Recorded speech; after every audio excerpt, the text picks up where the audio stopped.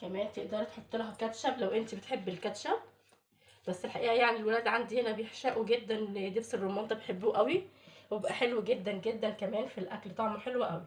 بصي لو انت تحطيها في صينيه، خليها على النار بس اول ما تغلي كده شويه وتبدا تشرب الصوص بتاعها دخليها الفرن. بس انا الحقيقه مش هعمل كل الخطوات دي، زي ما قلت لك انا عايزه اعمل الوصفه سهله بسرعه بسرعه، لاني كمان مش عايزه اقف كتير في المطبخ لاني تعبانه زي ما قلت لكم. بس كده بالشكل ده هحطها على النار من فوق، وكل شويه طبعا هي هتشرب اكيد الصوص بتاعها ده هتستوي فيه فهتشرب الصوص، كل شويه هقلبها لحد ما هتستوي وهتبقى طعمها وشكلها تحفه تحفه. نشوفها مع بعض ان شاء الله كده وهي على النار.